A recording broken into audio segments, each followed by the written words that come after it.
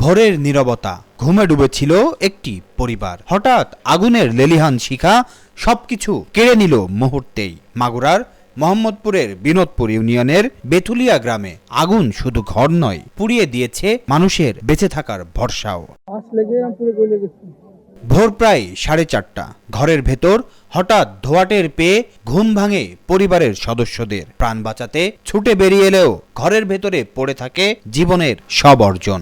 মাত্র 20 মিনিট, এর মধ্যেই আগুন কেড়ে নেয় বছরের পর বছর ধরে গড়া সংসার। বাড়ির কর্তা ছিলেন বাইরে, একমাত্র ছেলে প্রবাসে মালয়েশিয়া। ঘরে ছিলেন শুধু নারী আর শিশুরা, অসহায়ের মতো তাকিয়ে দেখছেন নিজেদের সবকিছু আগুনে বিলীন হতে। 2টি রান্নাঘর, 3টি বসতঘর, আর সেই সঙ্গে পুড়ে যায় একটি পরিবারের স্বপ্ন, সঞ্চয় আর ভবিষ্যতের নিরাপত্তা। আগুনের তাপে পাশের বাড়িগুলোরও ক্ষতি হয়েছে। ফায়ার সার্ভিস এসে আগুন নিয়ন্ত্রণে আনলেও ততক্ষণে শেষ হয়ে গেছে সব। ক্ষতিগ্রস্ত পরিবারের কান্না একটাই, আমাদের আর কিছু নেই। যদি কেউ পাশে দাঁড়াতো, আবার হয়তো মাথা গোজার ঠাই বানাতে পারতাম। ছিল মানে ক্ষতি হয়েছে 5-6 লাখ টাকার উপরে।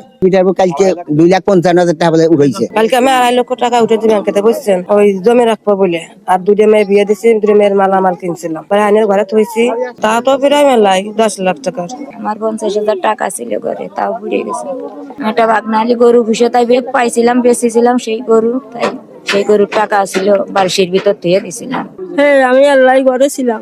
আমরা যে ঢুকতে পারতেছি না, ঠিক মতো চলে আসতেছে, কিছুই বাইরে হতে পারিনি, খালি ওই যে কাপড় খান।